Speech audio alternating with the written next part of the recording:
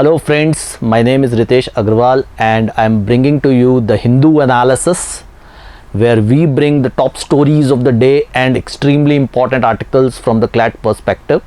तो आज के सेक्शन में हम बात करेंगे जो आज के इम्पॉर्टेंट इवेंट्स हैं and how are they important from the CLAT perspective, कैसे पूछे जा सकते हैं क्वेश्चंस आपसे क्लैट में उस पर्टिकुलर स्टोरी से, उस पर्टिकुलर इवेंट से. So let's see what we will cover today. Let's get started. Okay, these are important topics for today from the Hindu. ठीक है, तो सबसे पहले आप देख सकते हैं Supreme Court allows women to take NDA exam, collegium recommends 9 जजेस फॉर सुप्रीम कोर्ट.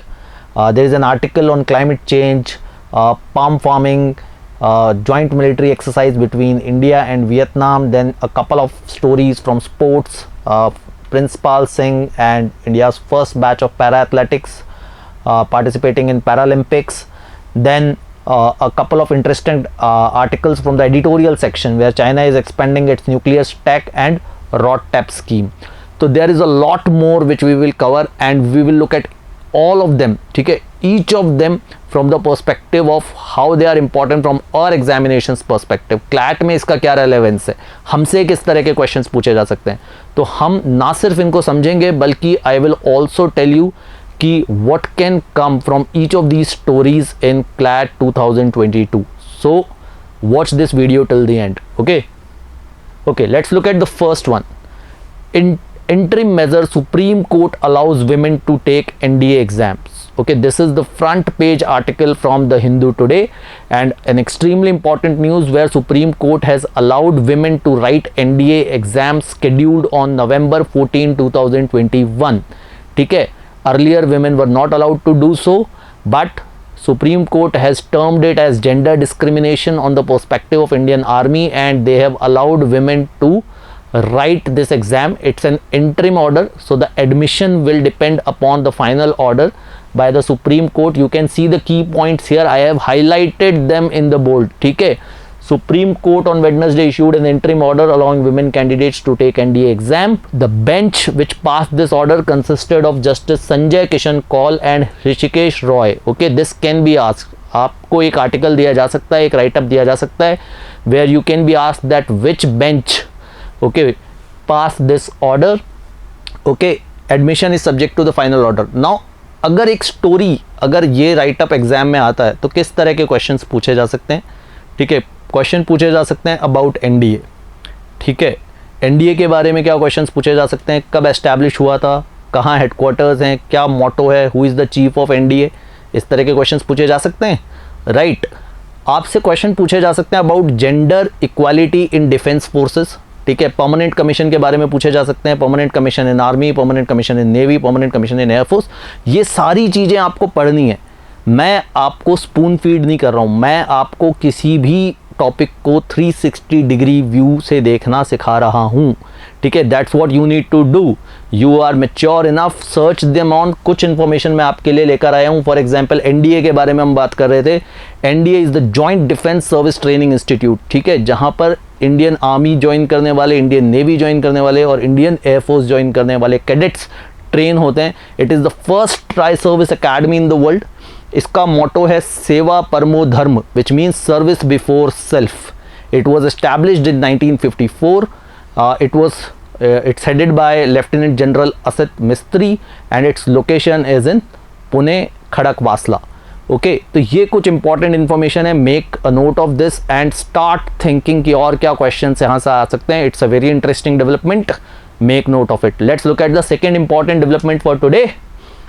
या Collegium recommends 8 judges for Supreme Court. It's actually a typo. It's 9 judges for Supreme Court. ठीक है, तो अभी जो कोलेजियम है इन्होंने 9 रिकमेंडेशन सुप्रीम कोर्ट जजेस के लिए किए गए हैं. इसमें क्या खास बात है, पहली बात तो सुप्रीम कोर्ट जजेस के लिए रिकमेंडेशन किए गए हैं, ये अपने आप में एक खास बात है. And what more that there is a possibility now and in fact there is a certain possibility out there where India will get its first women Chief Justice of India. ठीक है, because one of the recommendation, in fact 3 women are recommended, one of them is slated to become the next a Chief Justice of India in 2027. The lady's name is B.V. Nagaratna. ठीक है, B.V.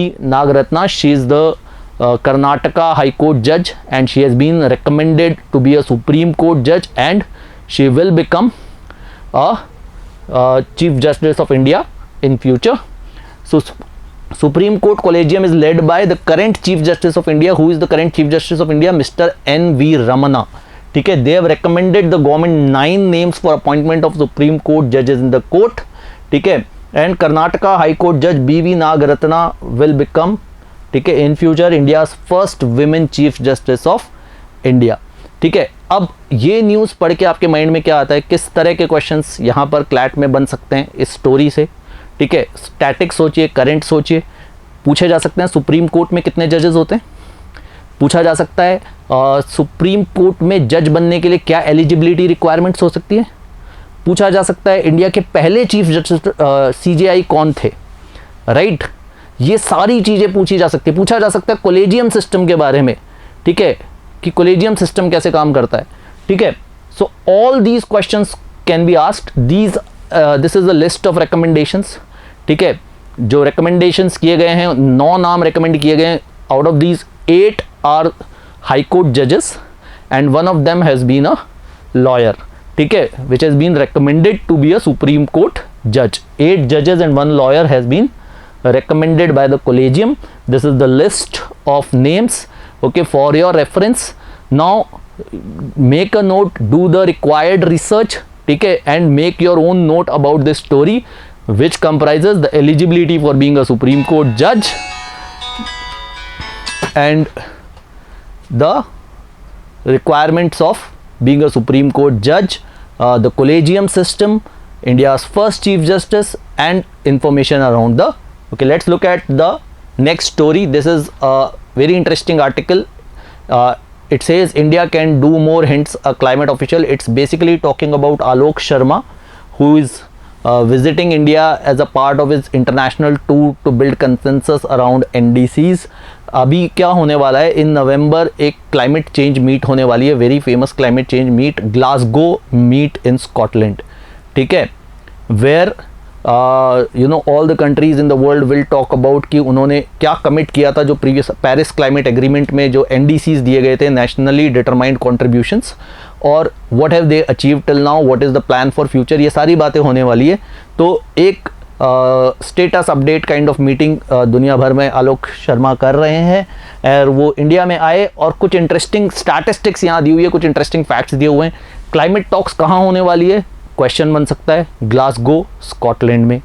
ठीक है, nationally determined contribution, India is on track to over achieve मतलब जो हमने commit किया है हम उससे ज़्यादा अचीव कर लेंगे. ठीक है, now it talks about the net zero thing. The net zero thing I have already discussed in one of the articles in some previous video. You would have seen it. मैं एक बार फिर से बता देता हूँ. नेट जीरो का मतलब होता है कार्बन न्यूट्रलिटी. जितना कार्बन हम एमिट कर रहे हैं उतना ही कार्बन हम एब्जॉर्ब करने का सिस्टम हमने बना लिया है. तो यानी overall environmental impact will become zero. ठीक है, so 120 countries have committed to achieve carbon neutrality और net zero by 2050.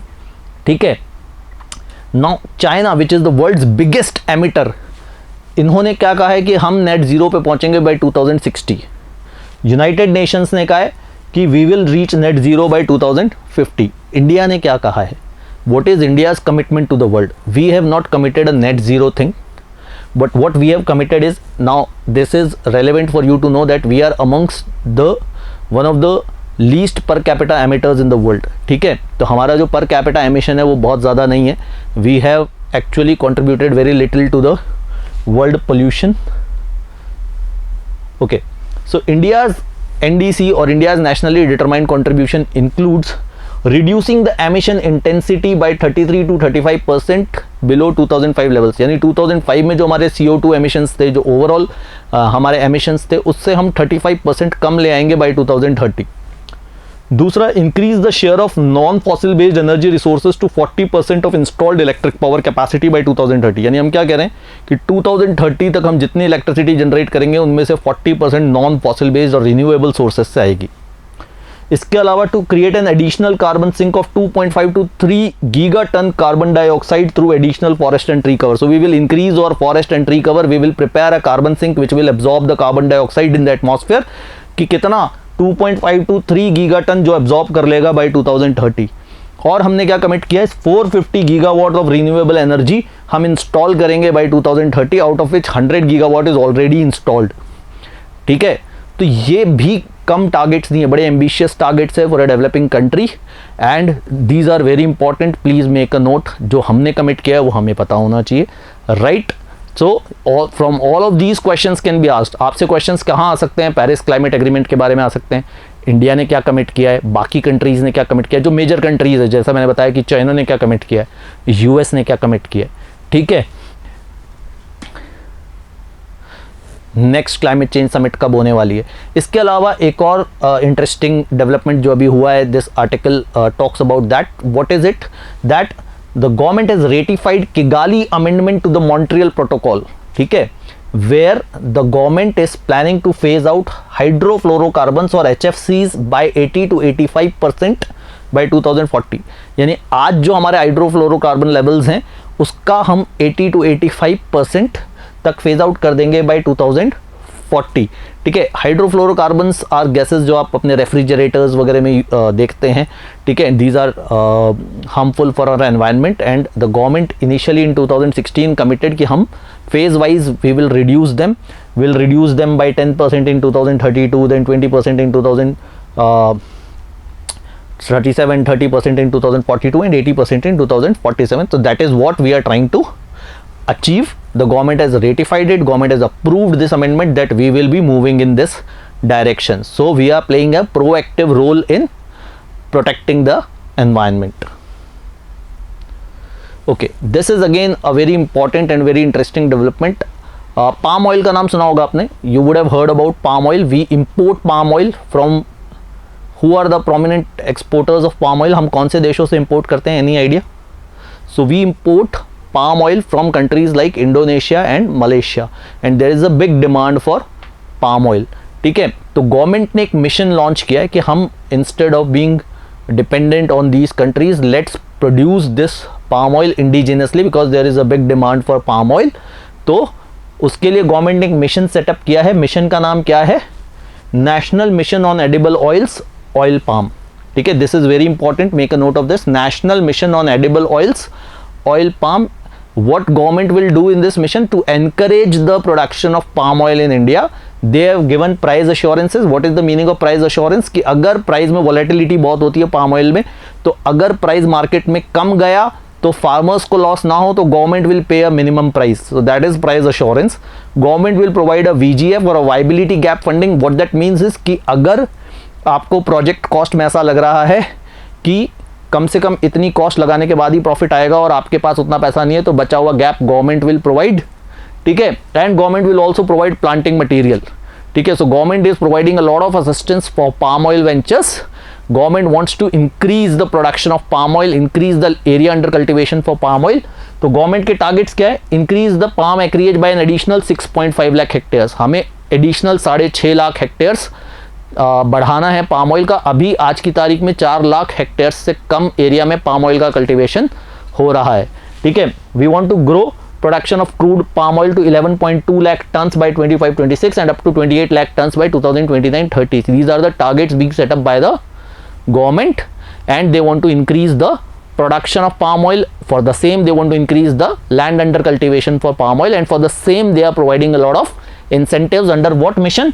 National Mission on Edible Oils palm oil. अब यहाँ क्वेश्चंस कहाँ से आ सकते हैं, इस मिशन के बारे में पूछा जा सकता है, कौन सी मिनिस्ट्री के अंडर आता है ये पूछा जा सकता है, आपसे इस मिशन की कुछ टारगेट्स के बारे में पूछा जा सकता है, आपसे ये पूछा जा सकता है कि हम कौन सी कंट्रीज से पाम ऑयल इंपोर्ट करते हैं, आपसे ये भी पूछा जा सकता है कि पाम ऑयल कहाँ कहाँ काम आता है, किन एरियाज़ में ये पाम ऑयल की डिमांड है.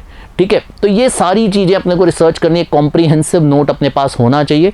ठीक है, I am giving you an idea how to think about every story from CLAT 2022 perspective.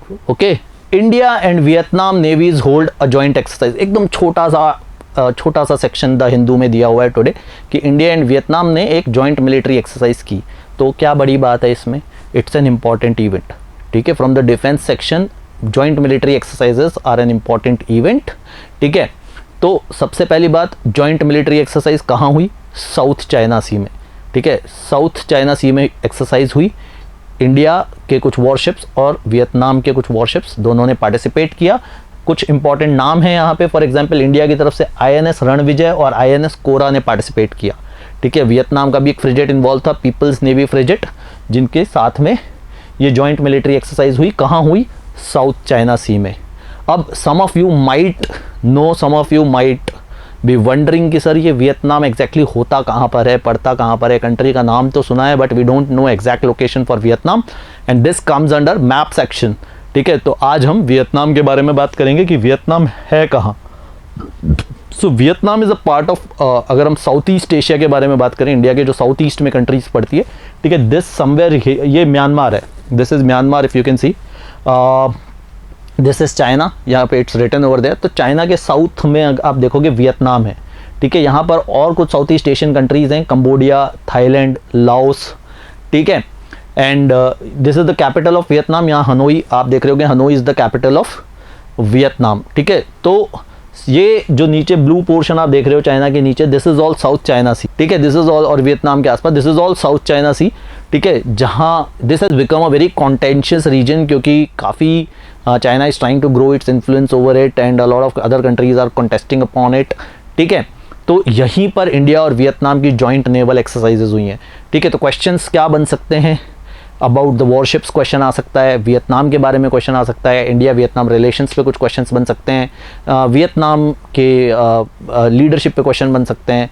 ठीक है, तो ये सारी चीज़ें, वियतनाम की कैपिटल के बारे में पूछा जा सकता है, वियतनाम की जियोपॉलिटिकल लोकेशन के बारे में बात की जा सकती है, ज्योग्राफी के बारे में बात की जा सकती है। तो we need to keep our mind open towards the अच्छा। Now an interesting update from sports. If you follow basketball, it's a good news, it's a big news. There's this player called Prince Pal Singh who has created NBA history. This guy is the first Indian to be a part of NBA championship. ठीक है, तो ऐसा नहीं है कि India से पहले लोगों ने NBA नहीं खेला है, इंडियन ओरिजिन के कुछ प्लेयर्स ऑलरेडी NBA में खेल रहे हैं। ठीक है, if you remember Satnam Singh and SIM Bhullar and other players, but ऐसा पहली बार हुआ है कि जब किसी इंडियन प्लेयर ने NBA खेला और उसकी टीम ने एक NBA चैंपियनशिप जीती।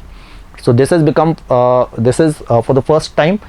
So Prince Pal Singh कौन सी टीम से खेलते हैं? Sacramento Kings.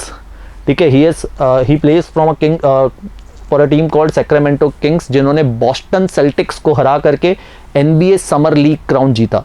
ठीक है, so Sacramento Kings has defeated Boston Celtics to win NBA summer league crown, and Prince Pal Singh became the first Indian to be a part of NBA title winning team. Now this team, Sacramento Kings, has won this championship earlier also, so it became the first team to win this 2 league titles or multiple league titles.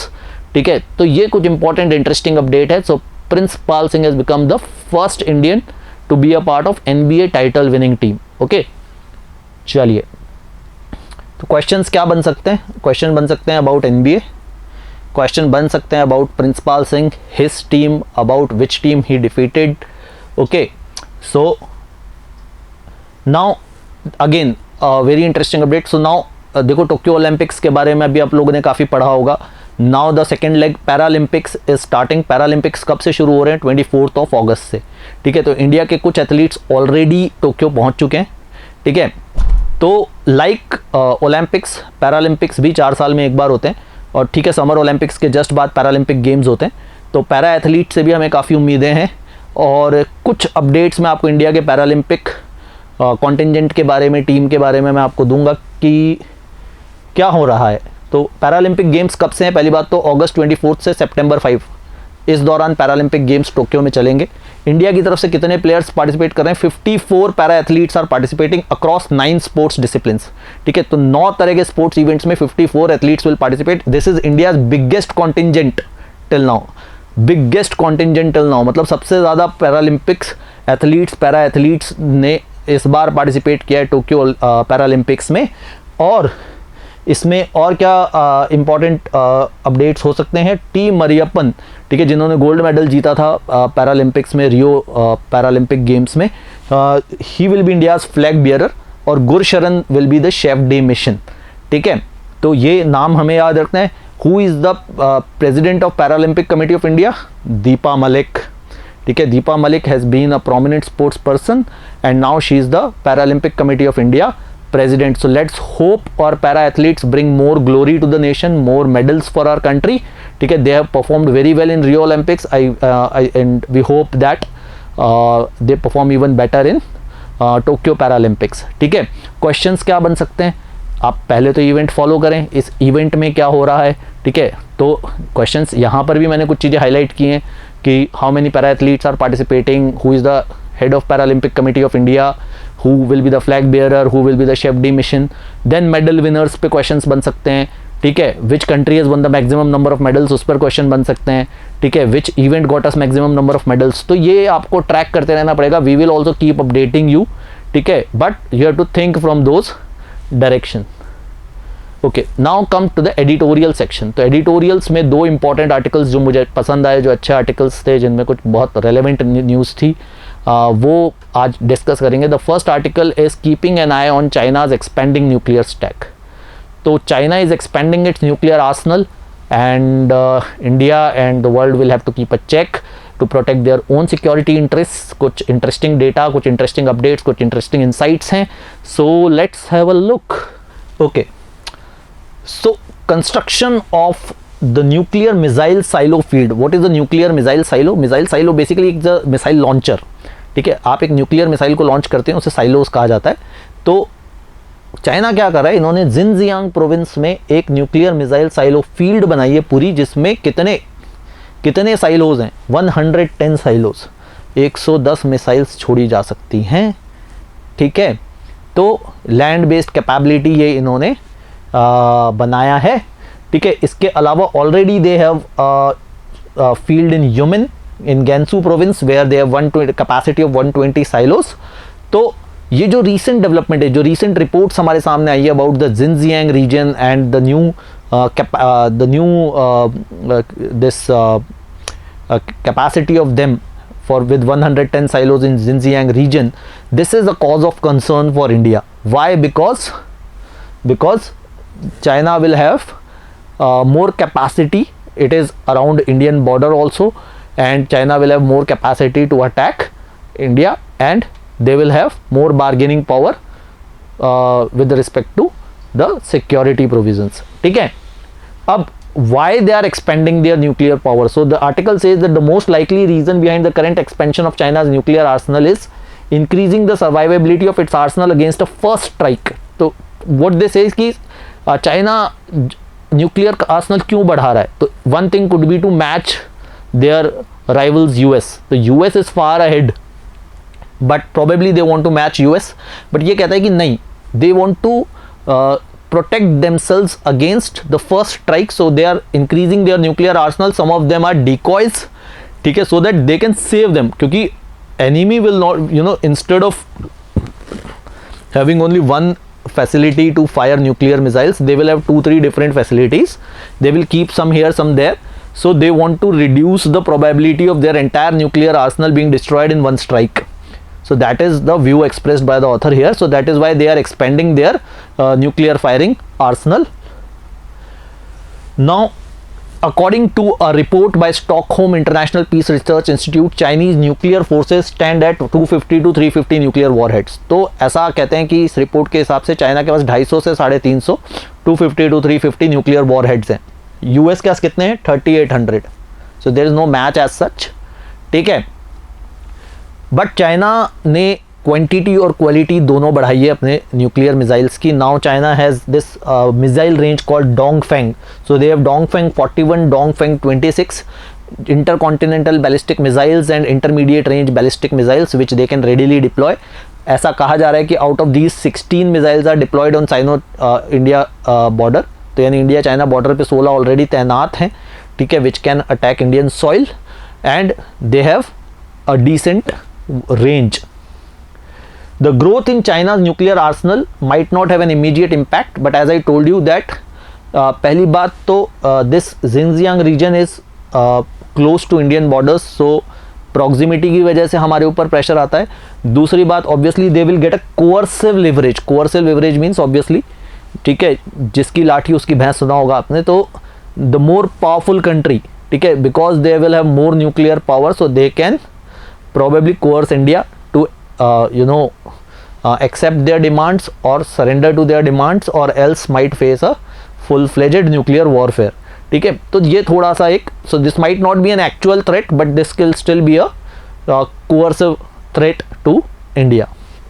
The last article which we will discuss today is a delayed intervention. ठीक है, this is again a small article but a very interesting article about a very very important topic. ठीक है, ये एक बहुत important topic है and I want to highlight this to you कि आप लोगों को पढ़ना है इसके बारे में. There is this scheme called RODSTEP scheme जो गवर्नमेंट ने recently announce की है. इकोनॉमी में एक important topic हो सकता है because this scheme is expected to boost India's exports. ठीक है, हमारे एक्सपोर्ट्स को बूस्ट करने में मदद कर सकती है. तो मैं थोड़े बहुत इंपॉर्टेंट पॉइंट्स आपको इसके बारे में बताऊंगा and I want you to study about it. ठीक है, ये आर्टिकल उसी के बारे में है. ये कहता है कि ये डिलेड इंटरवेंशन क्यों लिखा गया है, because the government should have done it earlier. They say that the government should have intervened earlier. So पहले एक स्कीम थी जिसका नाम था मर्केंडाइज एक्सपोर्ट इंसेंटिव स्कीम. ठीक है, ये भी एक्सपोर्टर्स को इंसेंटिव देती हुई स्कीम थी बट WTO ने स्कीम को इनवैलिड करार दिया. WTO ने कहा कि ये this scheme is not compliant to our norms so you will have to stop this scheme. ठीक है, तो government replaced it with a new scheme. The new scheme is called remission of duties and taxes on exporter products. What is the name of new scheme? Remission of duties and taxes on exported products. In short इसे RODTEP कहा जाता है. ठीक है, ये government ने scheme announce की है. इस स्कीम में क्या होगा, इस स्कीम में एक्सपोर्टर्स पे जो टैक्सेस लेवी किए जाते हैं उस पे एक्सपोर्टर्स को छूट मिलेगी, यानी टैक्स भरने में छूट मिलेगी, यानी एक्सपोर्टर्स का पैसा बचेगा. तो इसे RODTEP स्कीम कहा गया है. तो टैक्स किस पे, जो उन आउटबाउंड कार्गो एक्सपोर्टर्स जो सामान बाहर भेज रहे हैं उस पे जो उन्हें टैक्स पे करना पड़ता है उस पे कुछ गवर्नमेंट ने छूट दी जाएगी. अलग अलग आइटम्स पे अलग अलग रेट्स हैं जैसा कि नॉर्मली टैक्स रेट्स में होता है.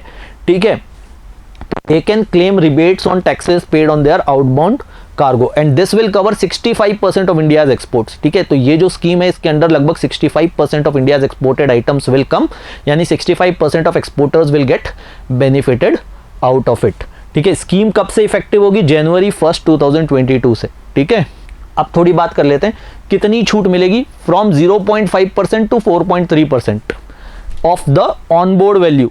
ठीक है, जितना का सामान आपने भेजा, जितने का सामान आप बाहर भेज रहे हैं उसके 0.5% तक की छूट मिल सकती है कम से कम, और 4.3% तक की छूट मिल सकती है मैक्सिमम. ठीक है, इसके अलावा कुछ गुड्स पे कैप है कि भाई इससे ज़्यादा अमाउंट की छूट आपको नहीं मिलेगी. ठीक है, which is legitimate. Then certain sectors are excluded. Steel, pharmaceutical और केमिकल्स को इस स्कीम के अंदर नहीं रखा गया है. उनके केस में एक्सपोर्टर्स को ये छूट नहीं मिलेगी. अच्छा, अचानक से स्कीम क्यों क्लियर कर दी गई है, क्योंकि government is trying to increase the exports. In fact Modi साहब has given a target to increase exports up to $400 billion. Government ने क्या कहा है कि इस साल तक मोदी साहब ने कहा कि मुझे $400 बिलियन के एक्सपोर्ट्स चाहिए, आप कैसे भी करो. ठीक है, so give the incentive to exporters, remove the road blocks and increase the export so that the country can earn foreign exchange and the country can grow its trade. ठीक है, तो ये कुछ इंटरेस्टिंग स्टेप्स हैं. अब RODSTEP scheme को आप थोड़ा डिटेल में पढ़ें. स्कीम कब आई, क्यों आई, WTO के क्या नॉर्म्स थे, ठीक है, कैसे ये एक्सपोर्ट्स को बढ़ा सकती है. All these questions can come from the CLAT perspective. तो हमने आज क्या देखा, ठीक है, लेट्स डू अ रीकैप. ठीक है, हमने आज क्या देखा, हमने NDA में जो विमेन को अलाउ किया गया उस डिसीजन के बारे में बात की. We talked about the collegium recommendations of 9 supreme court जजेस. We talked about Princepal Singh being a part of NBA championship title. We talked about Indian Paralympic contingent. We talked about the RODTEP scheme. We talked about China's nuclear stack. ठीक है, we talked about India-Vietnam joint naval military exercises. So we covered a lot of important topics. I gave you a lot of information and I want you to explore more. ठीक है, जब हम classes में बात करेंगे तो और कुछ इंटरेस्टिंग फैक्ट्स इनके बारे में डिस्कस करेंगे. And please go through these articles in the Hindu. आज का न्यूज़ एडिशन आप ज़रूर पढ़ें.